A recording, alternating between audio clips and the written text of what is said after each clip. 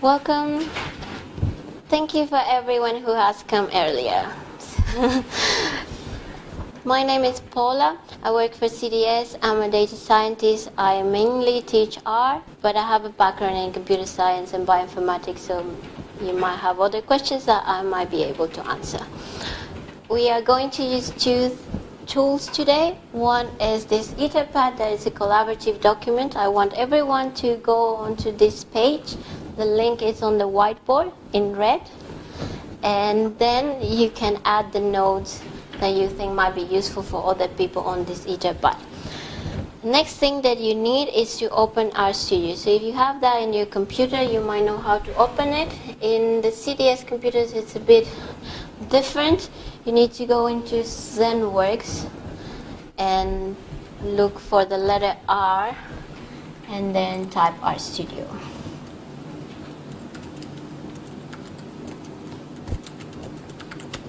So as you can see, I can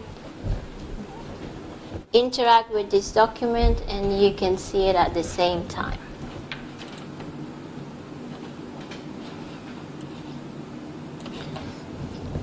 Can you raise your hand if you have used ggplot2 before? Anyone? Okay, that's good. So that might be a very new topic for you. And you need to remember there's lots of new words to learn, and with practice you will remember them and it will become easier to function with those new words. No spaces in name, that is very, very important, especially if you have names in your columns that you want to plot. Do not put any spaces. And then the last thing is that we are very case sensitive, so small letters and capital letters make a difference.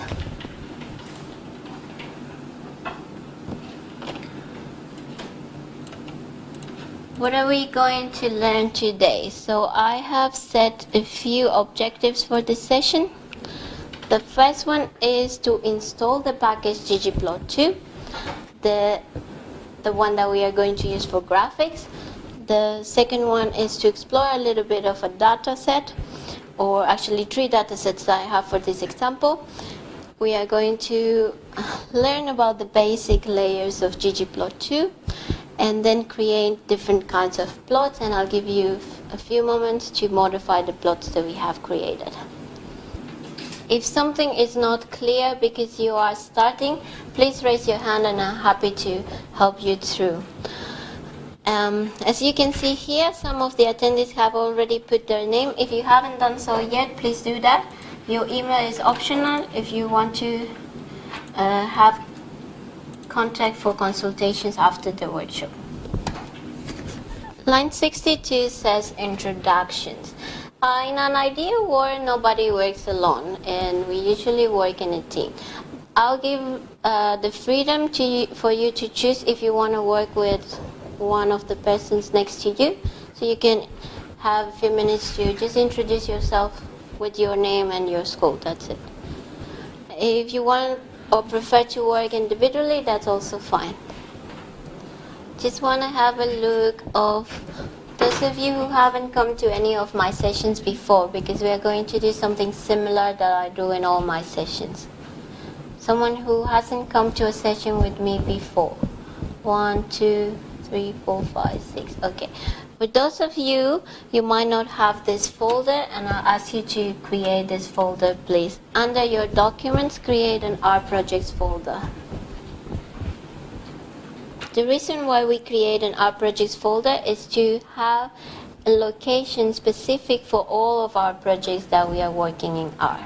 Once you do that, everyone else, even the people who have come to a session before, please let's go and create a new project. We will have a separated project from any other session that you have attended before. The instructions are here on exercise 1, highlighted in blue, and you have 3 minutes to do that. Okay, I think everyone is on the right path, and I'm going to try to demonstrate for those of you who haven't finished yet. So I have an old project I'm going to close the project. And now I'm going to create a new project. Okay. Who is going to help me create a new project? Where's my list?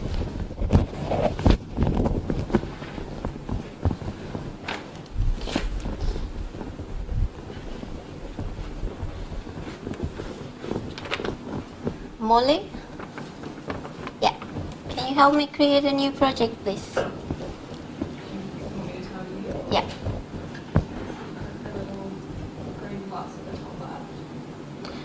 New project?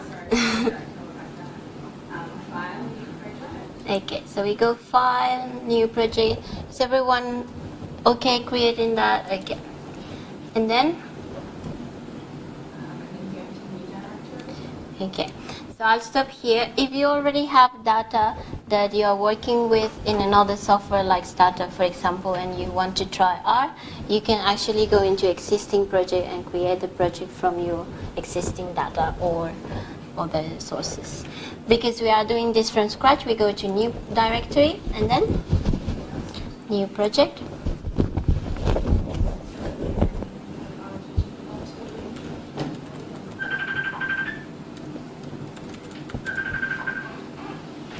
Okay, and then in directory name, it can be any name that you are comfortable with, that you are going to remember what it means. So I'm just going to change the name. In the subdirectory, that's the location. So that's why I asked you to create this project under your document, so everyone is on the same location. And if you don't have that, you have to go on to browse and look for that folder or directory. Then we create project, and then RStudio will reload and we'll create a link to our new project, which is this. That'll be the name of your project and then the extension rproj. Then we go on to adding new 3 folders. There are different ways of creating a folder. One will be in files and then new folder. You can click there and type scripts. I want everyone to have the same structure as me. Another way to create a folder will be dir.create, and then we're creating the data folder and the plots folder. So I just show you very quickly 2 different ways. One is file, new folder, and the other way is by typing some code, dir.create. So whatever notes that you find useful, I recommend people to type them here.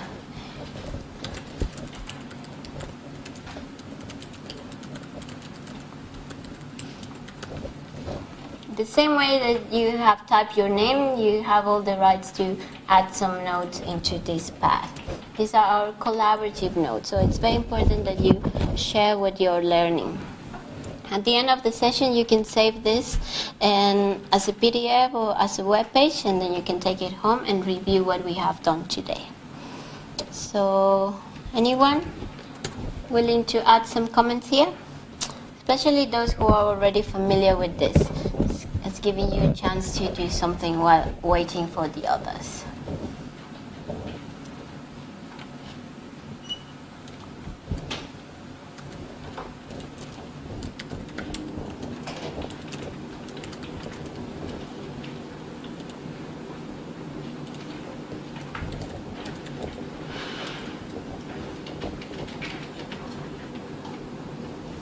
Okay.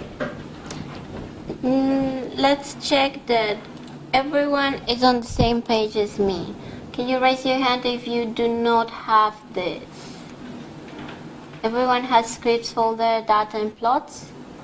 Okay, thank you. Next exercise. You have 4 minutes to do this, and please raise your hand if you need some help.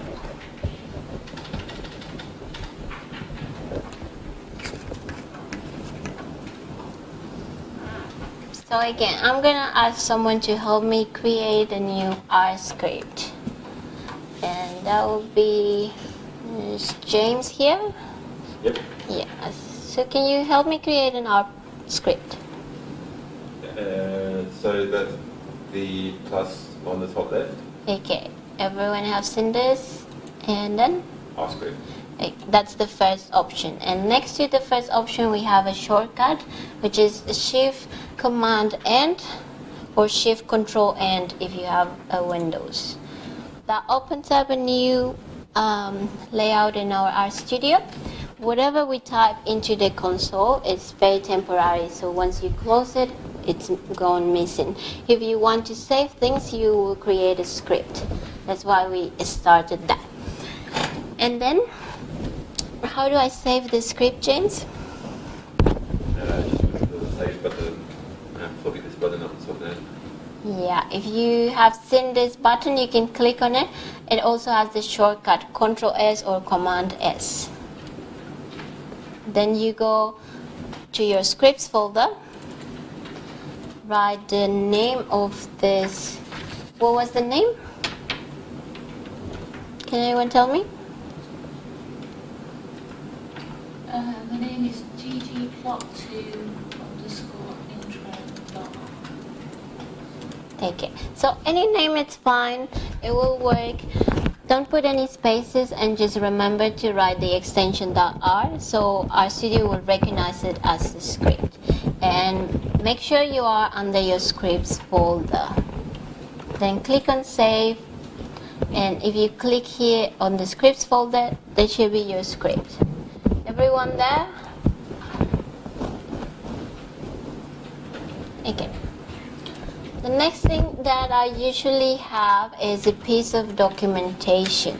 Documentation starts with some comments, and comments are the hashtag. If you have used R, you might have seen the comments before.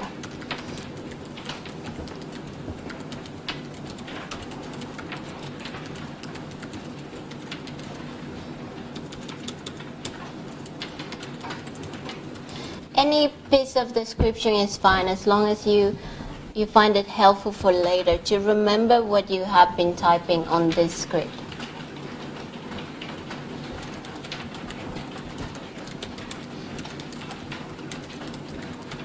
Please type your name because you are the author of this script, and then the date of today. So it's November the 27th.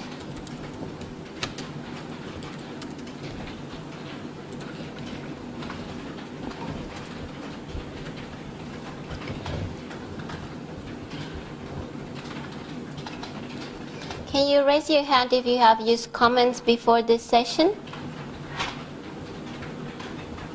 Okay.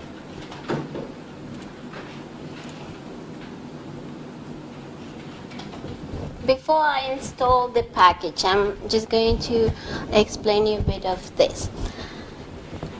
When you are working in R, everything is an object, and an object has some characteristics that you work with it. How does it look, how much it is, how long, and things like that. For example, a plot can be the x-axis and the y-axis. Those are characteristics from your object, which is a plot. And any kind of characteristic will be accessed by functions. So functions will give you a plot, will give you a summary statistics, will give you the result of a column, or things like that.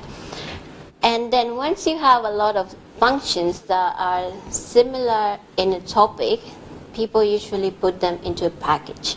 And this package is stored somewhere in the internet, and we can download it from the internet and then reuse it. And there's so many packages. It's more than 1,000 packages based specific for each discipline, and you are able to access them for free. This package is already about 10 years old. It has been developed by Hadley Wickham, who is a very famous and very active in the community of R. ggplot2 is not the only package that he has developed. He actually developed the Tidyverse, which is an umbrella of many different packages, and they are very useful for data science and data analysis.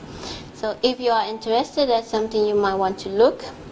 The name ggplot2 comes from the Grammar of Graphics book, which was developed far ago in 1999, and the 2 comes because it's a new version of this book that has been implemented into R. And the main idea in using ggplot is that we work using layers, and we go into displaying categorical data. Most of the plots that you would like to display for your own analysis can be done with ggplot2, unless you have something that is very complex that needs to be done with other packages. So for simple plots like we're going to see today, ggplot2 is a good option.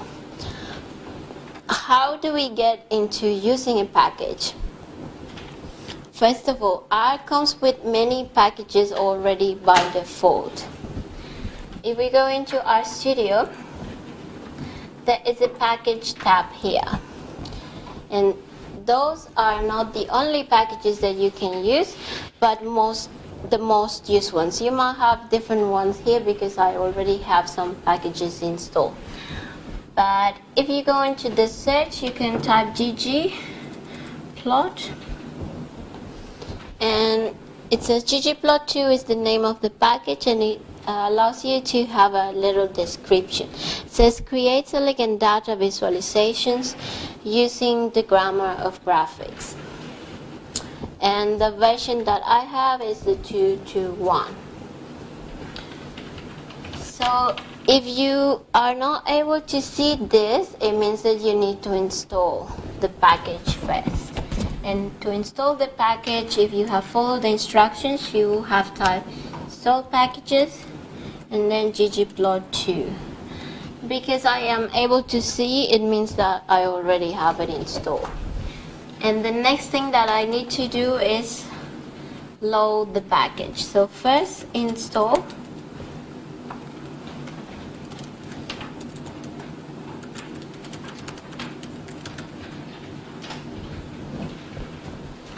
Installing packages shouldn't be something that you do all the time. You do it once and then you reuse it.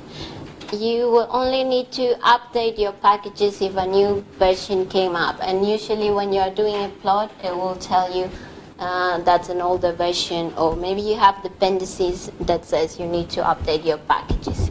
As long as you don't have any kind of warning, you can still use the same installation. To load the package, we use the function library.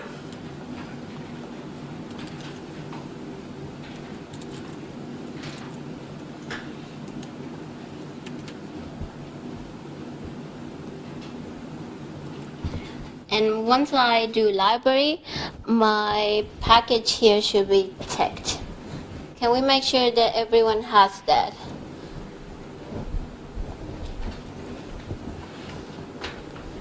Please raise your hand if you need some help.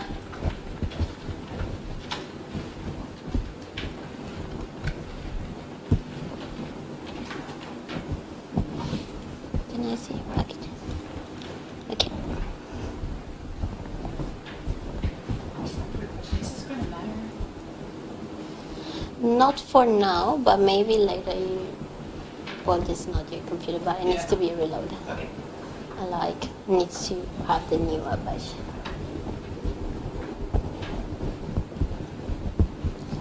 So you have it, yeah. Okay.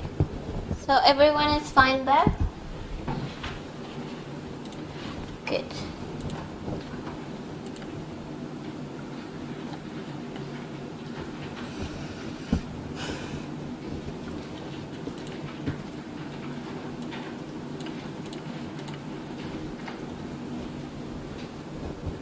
Okay, in this case, exploring data, there will be many options to explore data. Like, for example, you might have your own data set and you want to work with that, or we can download a file from the internet so everyone works with that. The third way of exploring some data is to use the data sets that are already implemented into ggplot2. And that's the option that we're going to have now. Instead of downloading, we are just going to reuse datasets from the ggplot2 package. And just for your information, because we are going to use new vocabulary, so a lot of new words, it's important that you know how to find help. For those of you who haven't come to any of my sessions before, there are 3 different ways to find help. The most useful, I think, will be to have question mark and then the function name. Can you raise your hand if you have used that before? Anyone who hasn't? Okay. The 2 other options will add exactly the same. You can use help and then function name, or function name plus F1. If you have a Mac, will be function F1. Now, learning about the basic layers of ggplot. You can see it here, highlighted in blue. But for you to remember, I'm just going to type the same thing here, because we are going to use this format all the time for creating our plots. So the function name that we are going to use is called, maybe put it a little bit up. What's the function name? Yeah, ggplot. Whatever comes between the brackets is pieces of information that we need. I'm going to type in green what's the structure, and in red the things that you can't change. So the first piece is data equals, and then here will be your data set. So once you have a data set, for example, you have Excel sheet and you have a CSV file that you have read into R, that will be saved into an object. That will be your data set that you want to plot. The next one is mapping.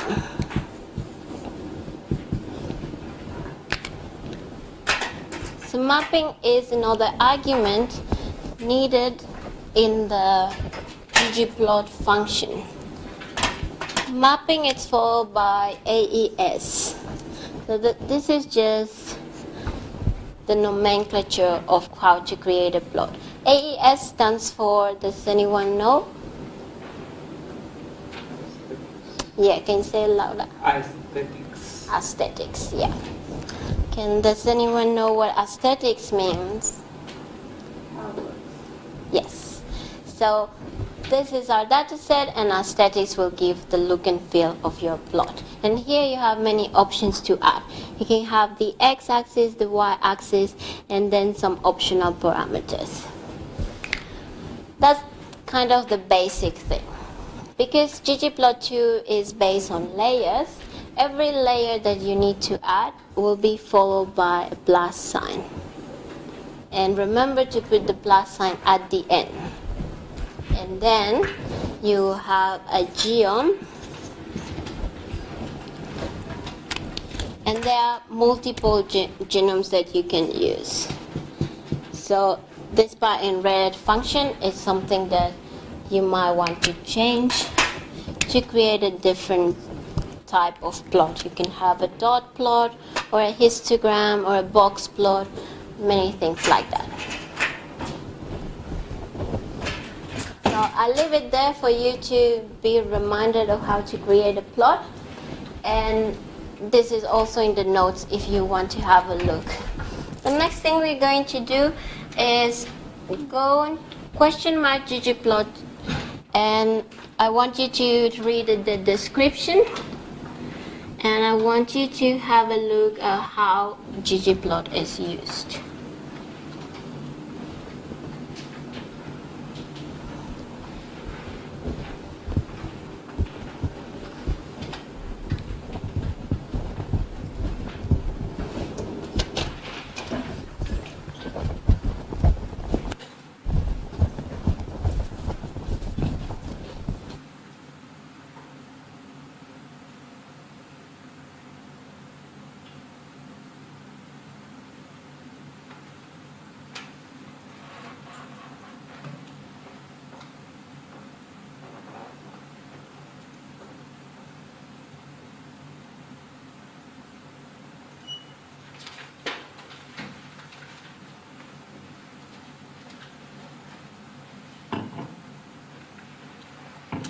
Can anyone read the description of ggplot for me, please?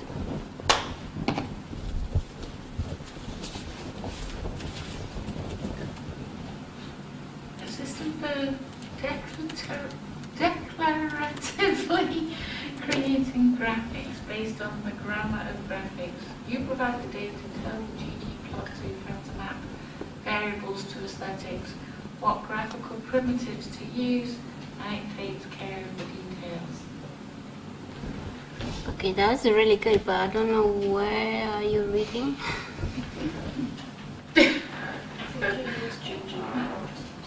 ggplot2. Okay, so there is a difference between ggplot2, which is the package. ggplot2 is the package, and what I want you to have a look is the ggplot function that is from the ggplot2 package. So, thank you. Some other person can help me read the description of ggplot.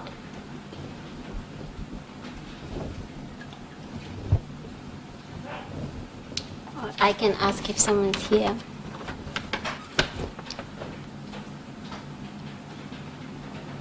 Muhammad? Can you please read this description?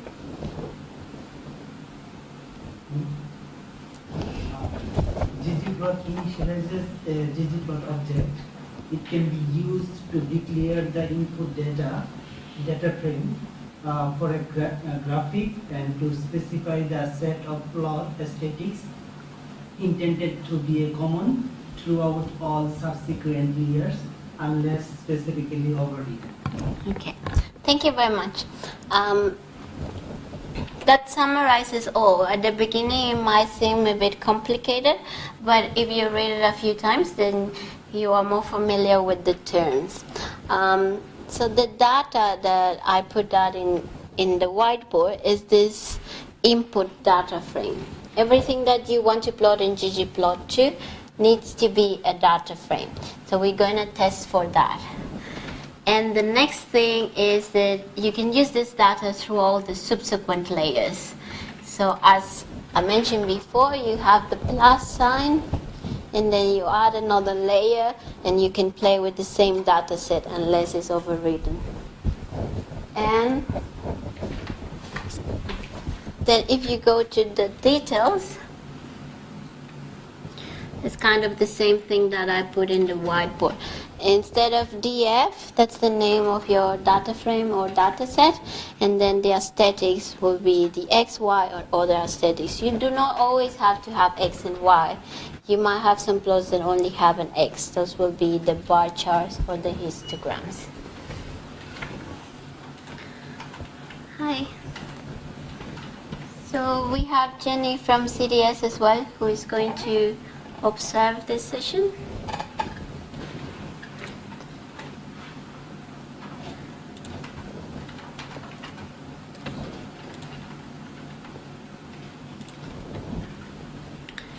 Good. And the same description is here. And now let's go and create plots. Who's ready to create plots? Raise your hand. One motivation, people, come on. Something very excited, at least if you haven't used R before, with a few lines of code you can create very pretty plots. Okay. So there's some data sets that we are going to be able to use from the ggplot package. Just to show you, I'm going to Google ggplot2 data sets.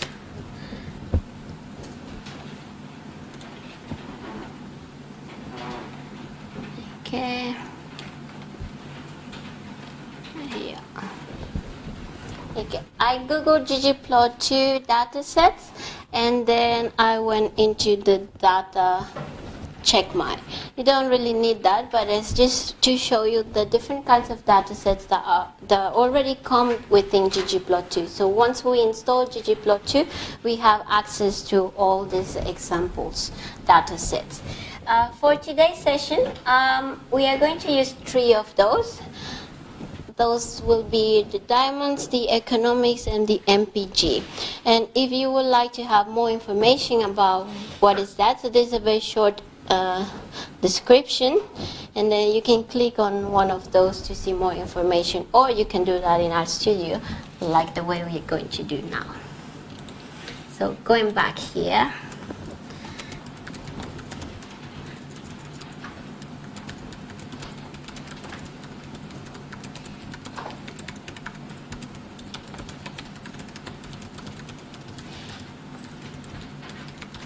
this is a bit of documentation or comments that I want to add into my script, so I will be able to remember what I'm doing.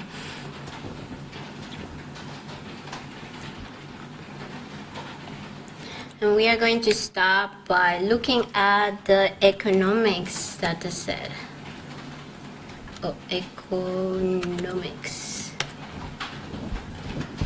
So like I mentioned before, for any kind of help, you can go into question mark, function name, or object name in this case.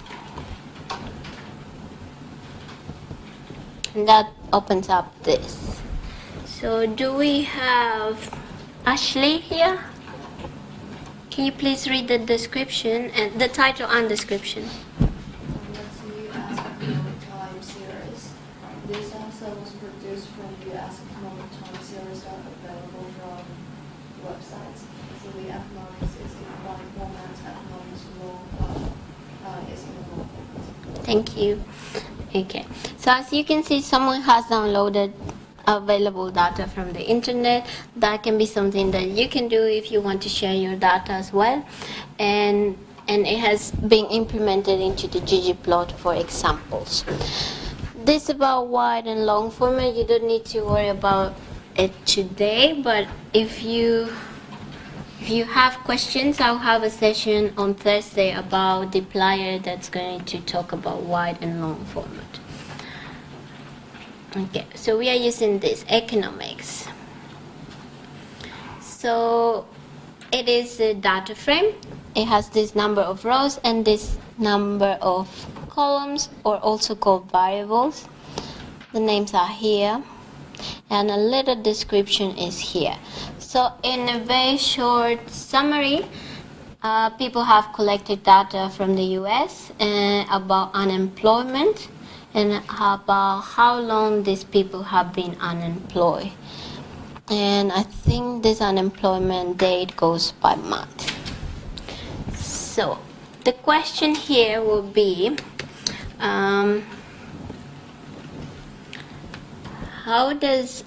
do you think the unemployment increases over the years or decreases over the years?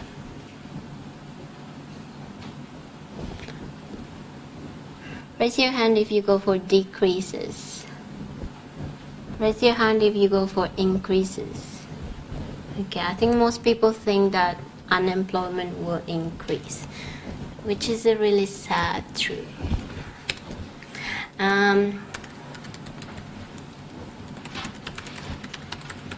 I'm going to add a few lines of documentation. Feel free to add your own documentation. Can anyone tell me how to explore a data set when we don't know anything about that? For example, if I want to know the dimensions.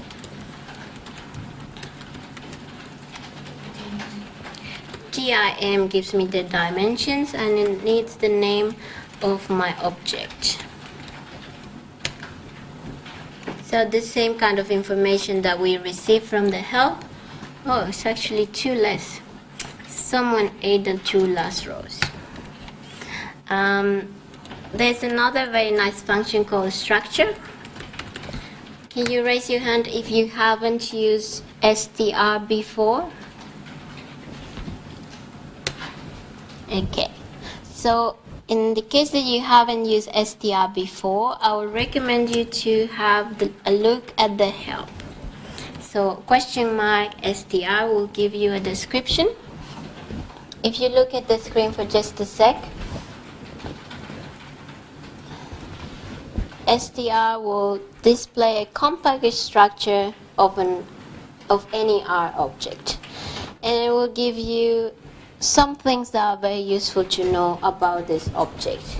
And we can test by typing the name of the object there.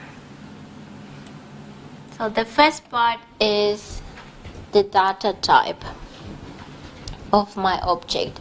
In this case, this object has more than one data type. It's a TBL DF, which is a table data frame, a TBL, which is a table, and a data frame, which also looks like a table. The dimensions are also here. And then everything that is followed by a dollar sign will be, what do you think? The variable names. Whatever is after the colon is the data type of that variable or that column. And in this case, we have a date type, a numeric, and an integer, and again numeric and integer. So a numeric is the common or the base data type for numbers, and integer is a subtype of numbers, which is whole integer numbers. If we want to see a little bit more about this, we can go and use the head.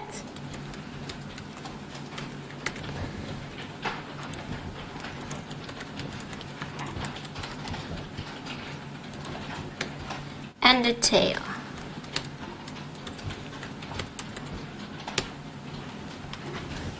Can you raise your hand if you haven't used these functions before? Okay, so please go on to the help and read the description before you use that.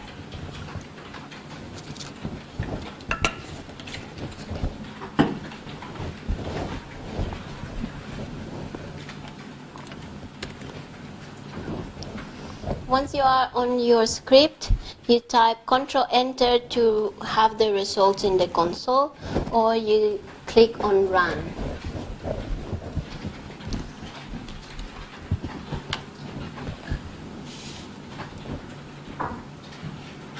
Okay.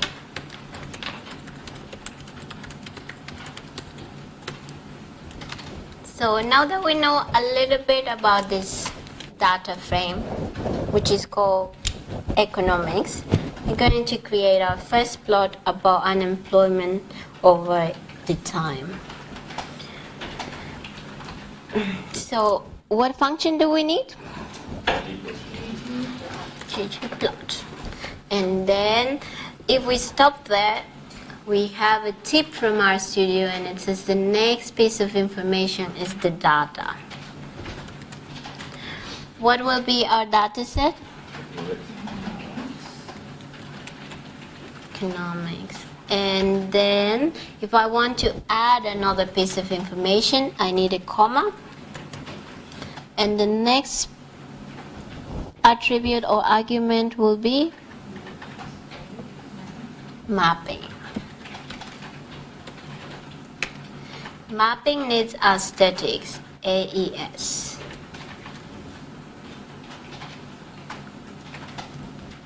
So we are going to do a dot plot that has in the x-axis. Let's go again to my economics here, just to see what are the names of my columns, or I can actually see them here as well. So for the x-axis, I would like to have the date. That's the name on the first column. And the y-axis will be the unemployed.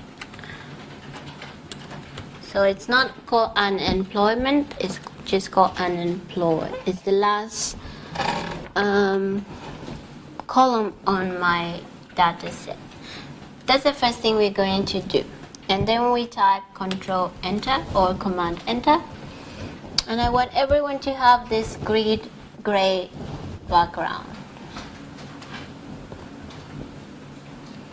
So the first thing that has been created is by using our data set, it has selected two of the columns. We can see here the x-axis and the y-axis, and it has selected some of the values within this column. So these are not all the years, but some of the years that will help us make the plot. Everyone there? Okay. Now we will add a plus sign at the end after the brackets. And when we press enter, we should have a little bit of space here. And then we type geom. And geom has many options. You can scroll down and see the multiple options that you have. The one that we want to use is the geom_point. And when I save, that little X will disappear. And then I press Control Enter, and I created my first plot.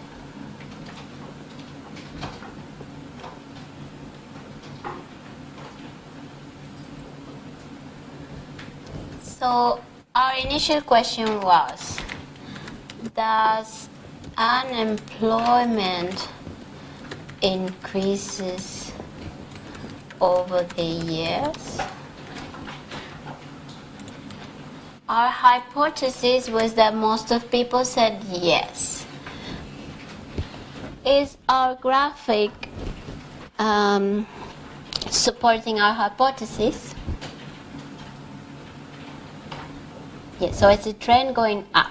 If it was decreasing, it would be a trend going down. But it is not always going up. It's a bit of a zigzag thing. Sorry? Fluctuation. Yeah. So this fluctuation can be because of many reasons. But one thing that we can notice is that the date is actually per month. So there are some months in the same year where unemployment is a bit higher than in other months. And you can go and check which months are those. So that was our first plot. Nice and easy, 2 lines of code, and we have created a very nice plot.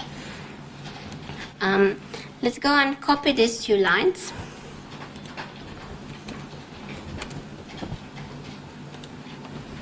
And go up to the unemployed, but before the 2 brackets. We are going to add some piece of information into the aesthetics to make this plot a bit nicer. I actually need to close.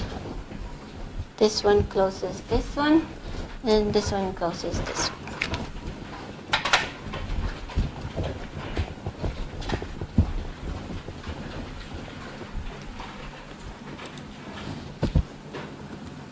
So for adding a piece of information, we add another comma, and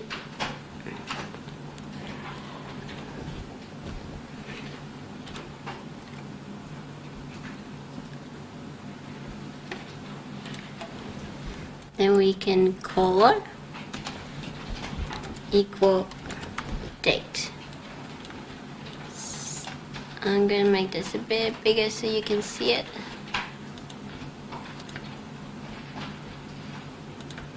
So you can color by a variable as well, or you can color with one whole color.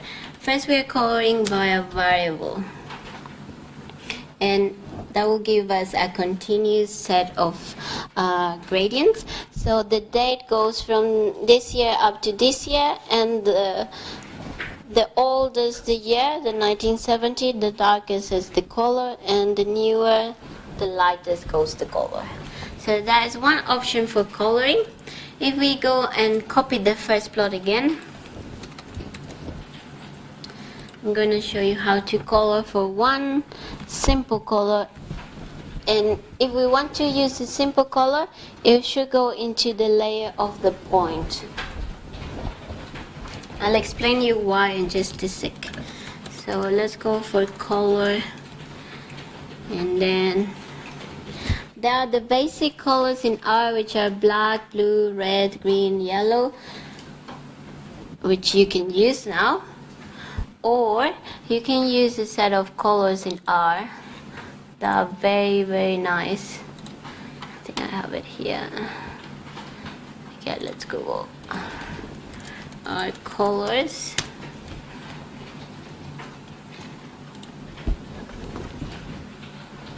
So I'm going to paste this PDF into the Etherpad, and you can pick one of those nice colors for your plot.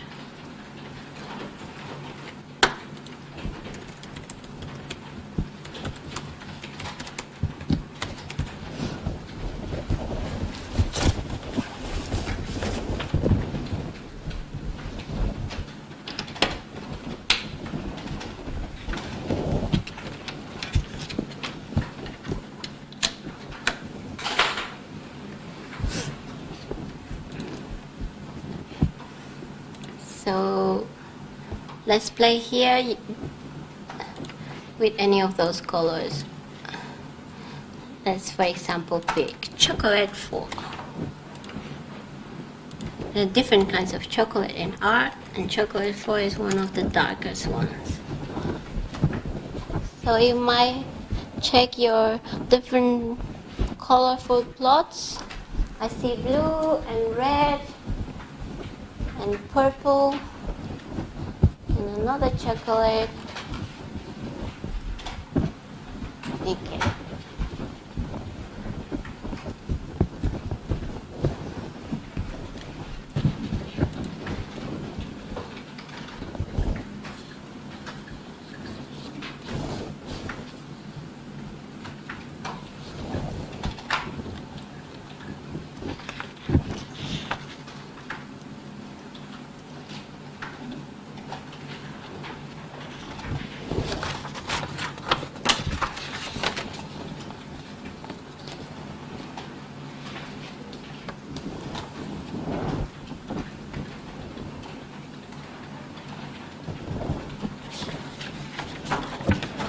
Did you feel you had enough time to play with colors? Okay, so let's go and move into a next data set. The next data set is the MPG. And can someone tell me what MPG stands for? No, it doesn't say here. I'll tell you. MPG stands for miles per gallon. So in the US, because this is also a data from the US, in the US instead of using liters, they count in gallons. And this is an example with cars. So if you like cars, then maybe this is a data set that might interest you. And what they are asking is, how much fuel do your car use if you go into the highway, or if you go in driving in the city? So those are the kind of statistics that they have used here, or they have collected here. Another nice function would be call names and MPG. So apart from the ones that we already learned, like the head and the tail and the str and the dim, that I would recommend you to use for any new data set, another one will be the call names. And all these call name descriptions will be here.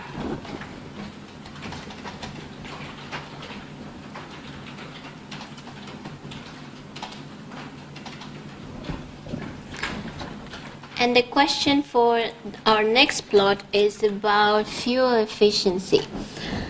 Raise your hand if you think that bigger cars will use more fuel going the same distance than smaller cars. Okay, so most people think that big cars uses more fuel. And we can check with our data set.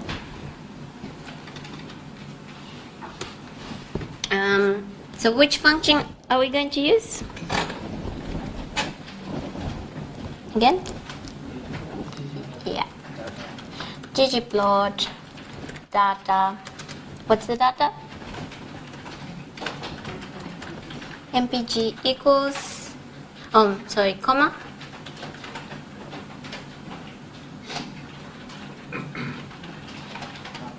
Yeah. And then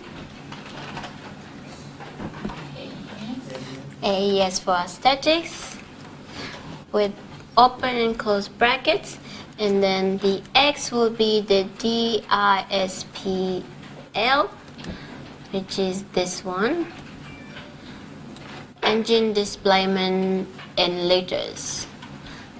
There is another one for gallons as well, comma, Y equals HWY, and that is highway miles per gallon. So again, if we type Control Enter, we have created our canvas. We have the DISPL here in the X and the HWY in the Y-axis. If we wanted to add points to this, what geom will I use? So let's go and do that.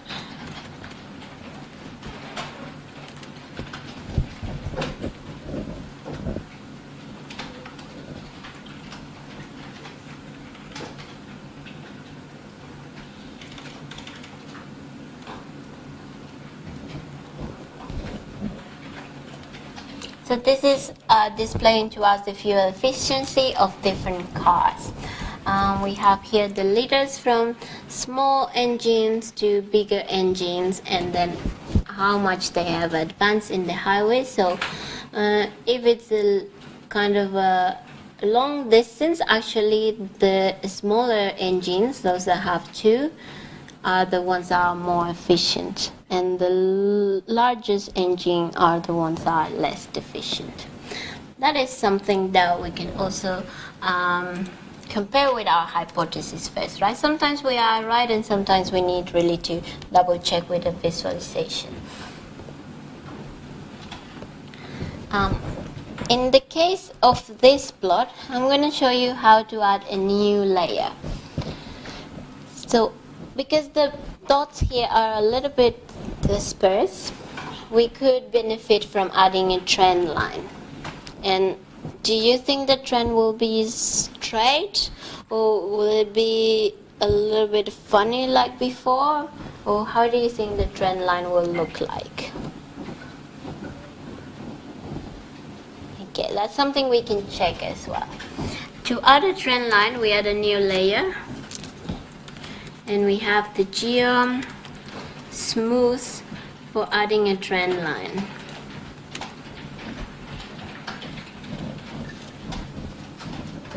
I want to have a look that everyone has added the trend line.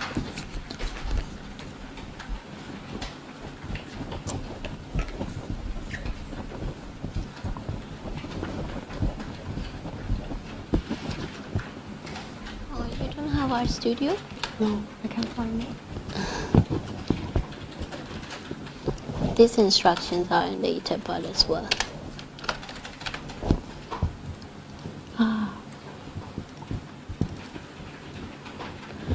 So where's the Ekpa'palek?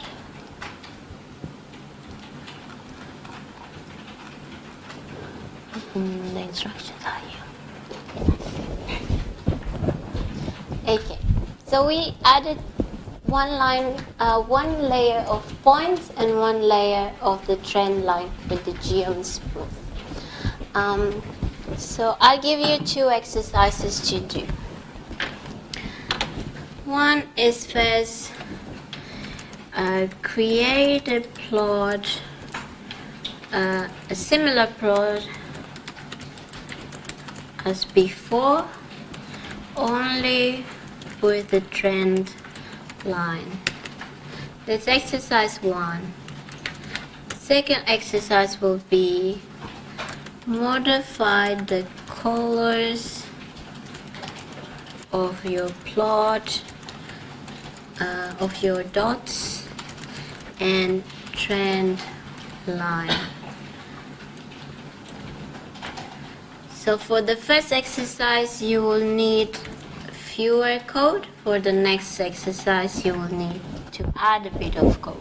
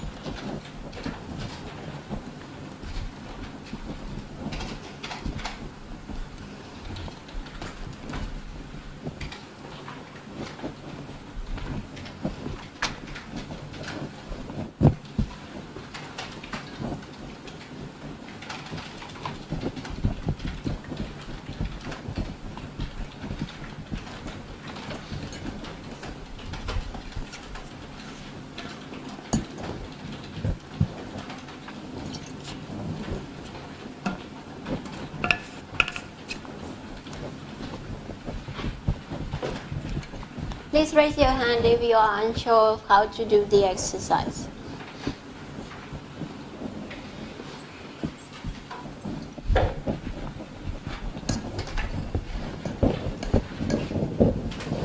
Okay. So for this plot we have two layers, the dots and the smooth. So if we don't have the dots, we need to remove that layer. You can copy these two lines and remove the layer of the dots.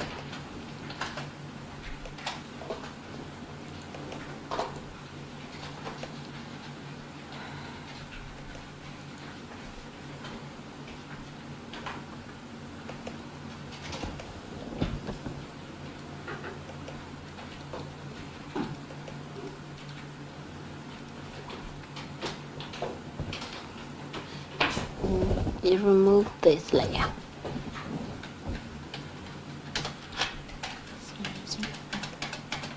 Yeah, only the point here and the plus, because you already have one plus. And now Control Enter.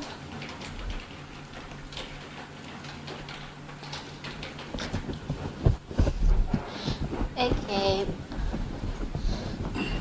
So if you have a layer per line, that's very easy to modify your layers. So I can copy my two lines, I can remove the point and then run it again and only have the trend line.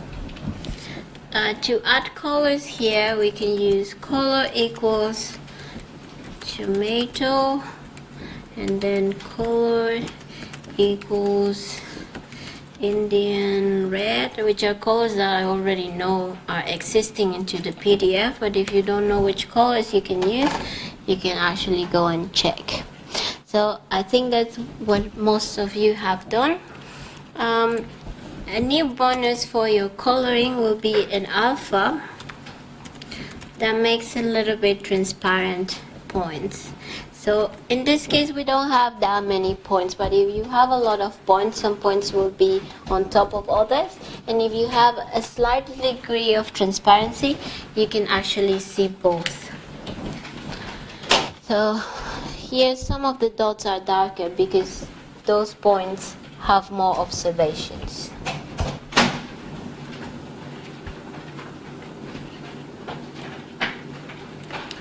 If I copy again my simple dot, and we want to color here on the top, instead of using the point, we can have one of the categories to color it. We are going to use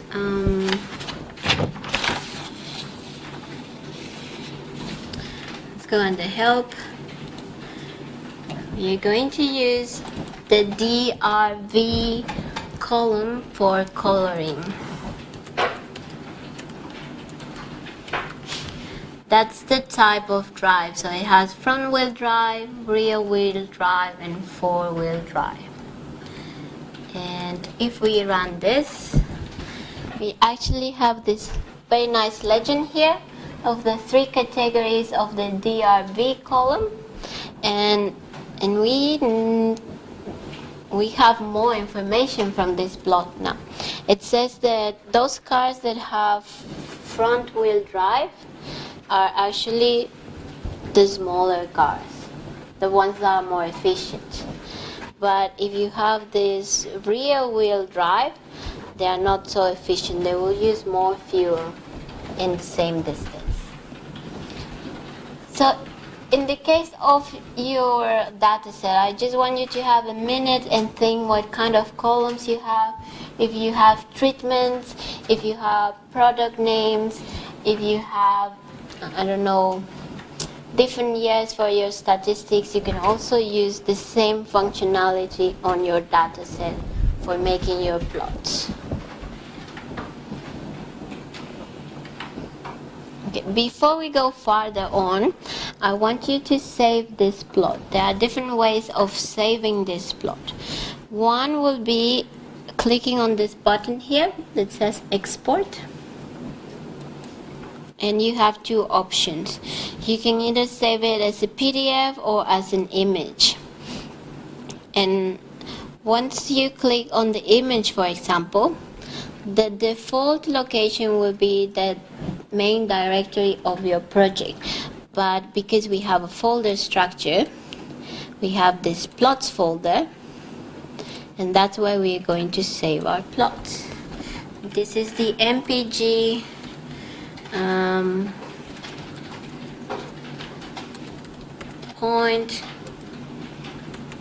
point.png. By default, it has width and height. You are able to modify this as far as you want. You can make it really big or very small. And then go on save. And to check that it's there, you go into your plots folder and see that you have a new PNG. So I'm going to repeat this export, save as PDF in this case. The options are a bit different. You can either save it as a portrait or as a landscape. You can also modify the size. And now, because I already saved it in my plots, it's already going into that directory. And I don't want it to be called rplot. I want this to be mpg points.pdf. Then we click on save.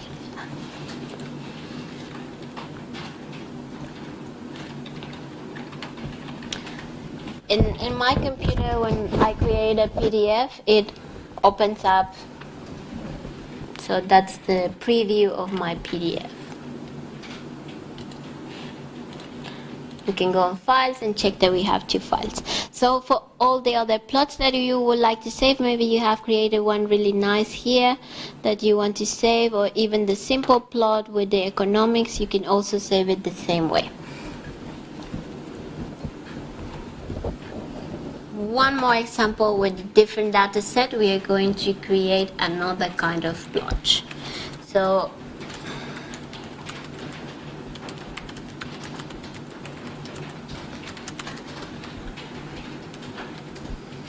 question mark diamonds will give us a bit of description, and then again use the DIM for dimensions, STR for structure, head and tail to see how does your table looks like, and also call names to see what available variables you can use.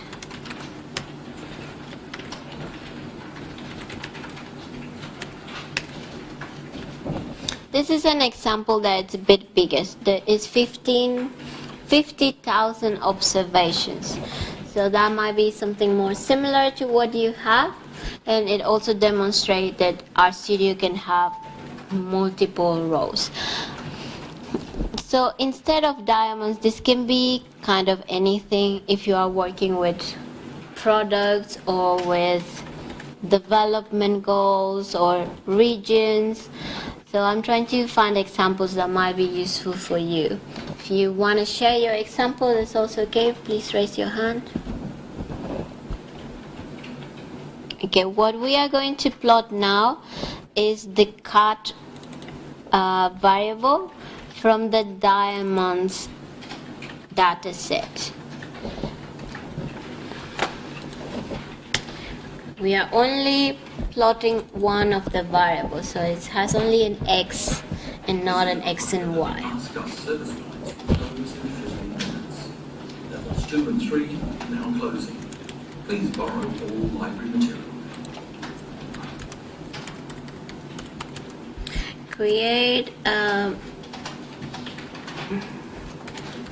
bar plot using diamonds.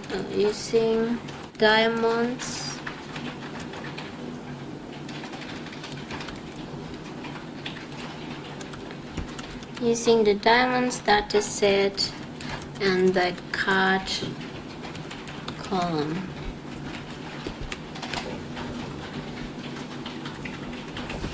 So you have a few minutes to do that.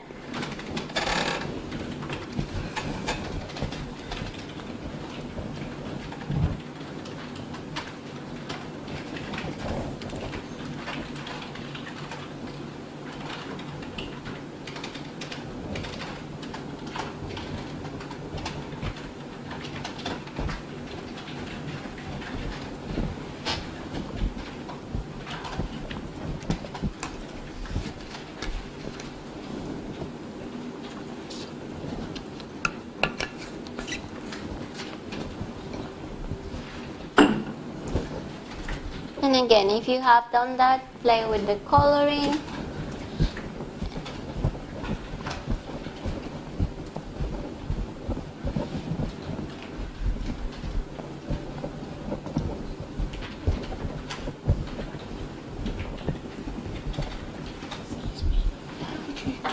Different colors for each one of these.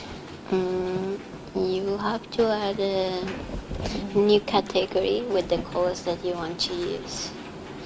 You can use it here, but that is not part of the intro session. If you stay a little bit after, I'll show you how.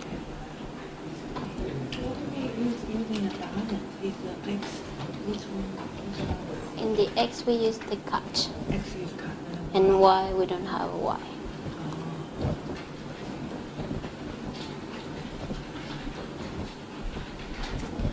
Okay, so because of timing, let's do this together.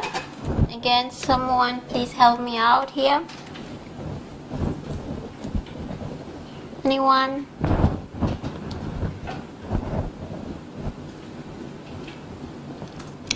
What do I type? ggplot, parenthesis, data equals diamonds, comma, mapping equals AES, close brackets, cut, close brackets. Okay, I would like to put X because that will be for my X-axis. You don't actually need it, but it's good for practicing because we are doing this for the first time, right? So once we press Control-Enter, what we have here is a categorical variable. That cat is actually not any names or numbers, and you might have seen that by using the structure.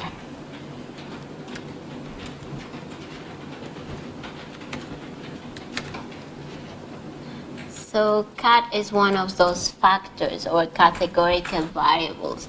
And the groupings are fair, good, very good, premium, and ideal. So, okay, whatever your product is, what would you like to have the most in your product between these categories? Ideal. That's something that you have as an aim, to have the ideal quality of your product. So this is not a geom point. What kind of geom are we using here? A geom bar. Very good. And now we have the bars. The reason why we don't need a y-axis here is because when we use a bar chart, the y-axis is the count. So for every category that we have on this factor cut, there are some of the rows that have each of these categories. So there are fewer rows that have fair, and there are mostly all of the rows that have ideal in the category. So who was able to change the color here? Raise your hand. One. Partly. Okay. Have you used the color attribute? Yeah, I use the color attribute for geom bar. Color equals for the red, but it just outlined bars. Only the border, right? Okay, so when we are using points, color actually changes the whole point. When we are using bars, that only changes the border of the bar. So instead of using color, I recommend you to use fill, F-I-L-L. You can use it here or you can use it here because cut is already a category.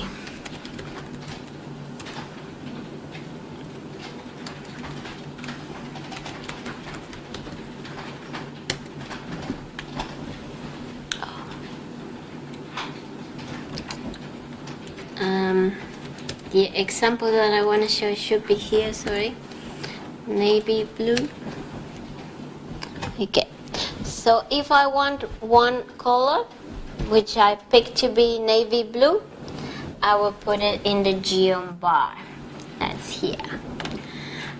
If we copy these lines, And I actually want a different category to plot, because someone asked me, how will you plot a different color for each of these bars?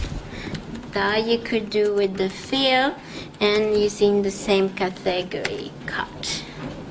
So now you have each of your bars with a different coloring.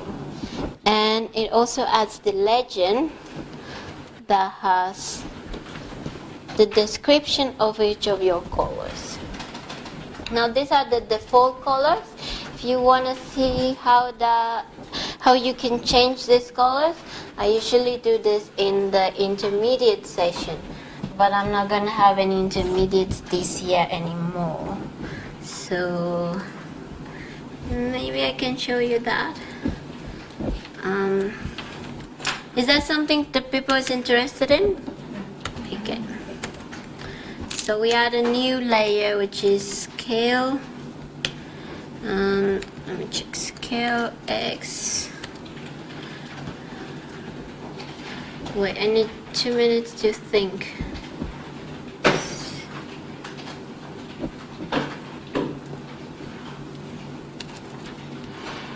Scale fill continues. Yeah. Let me try this before you type it.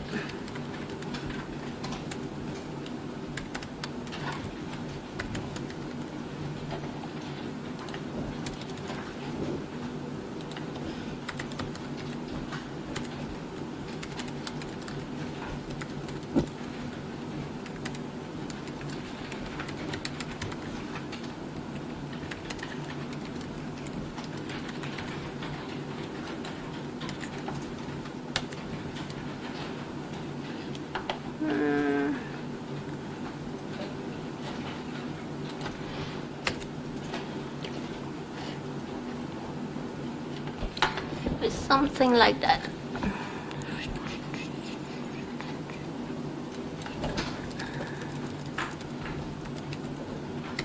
Yeah.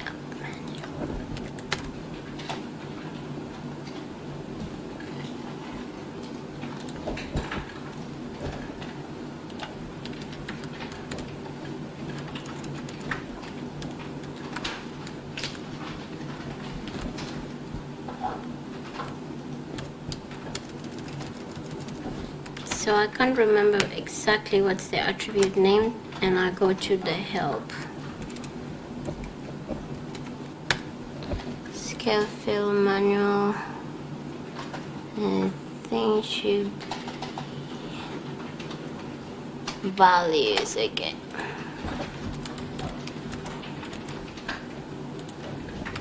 So now we have, okay, I pick very random coloring, so don't pay attention to the colors. You can actually pick really nice coloring from the PDF that I have.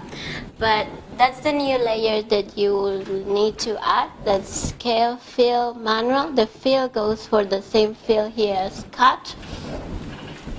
And then you pick random colors. And those go with the values. I got that from the help. Here in the example, they had some coloring, and then they add color manual or fill manual. In this case, it's fill because it's a bar plot. And there's so many things that you can modify with this scale, not only the colors, but the limits and the labels as well. That is something that I'll give you to play in your own time. Maybe to make this not so ugly, I'll change the chocolate color, because we want to make very beautiful plots.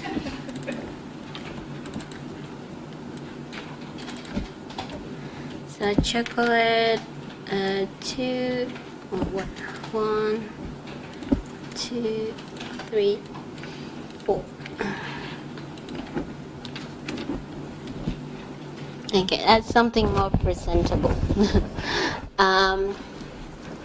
Yeah, so we are about to finish this session. I hope this was a very useful session for you, that you can get motivated to use your own data. It's not that difficult. You might need to modify the order of your data set and comparing to the examples that we have seen. So if you see head, save your plots whenever you want. So for example, a lot of people have different categories I have seen in different columns. That is something that you really need to work on before you start plotting. So instead of having one column called idea and then the observation and another column for premium, you will need to, from the wide format, go into the long format.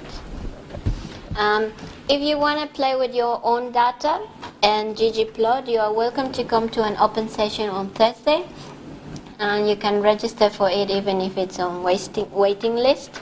It's a 3-hour session. You do not have to come for the 3 hours. You can come for 10 minutes if you want. Come with your data and questions. That's the only prerequisite. And mainly bring your computer. I don't think we have enough computers for everyone. So now that we are finished, yes, you want to ask? I was just wondering, just presumably some of the online help, we'll be able to find some of this if we go to the RStudio online help. Yeah. Yeah. So everything that is in R should be available on the web. That's something that you can look for. Please fill the feedback form before you leave. It will take you 2 minutes. And remember to check the links that are very important for your continuation of learning. If you are doing something already that you are stuck with, Stack Overflow is very interesting to have some answers. And if you're looking to deepen your knowledge in R, there are several courses that are freely available for students at UQ and staff through this link using the lynda.com training platform. To save this, I will actually go into, in a Mac it goes to print, and then here there's a button that says save as PDF. Or in Windows, I think you can press Ctrl P and it should go to print, and then you can save it as a PDF. Or you can export here in the double arrow as an HTML, so you have all the links as well. Thank you for your attention.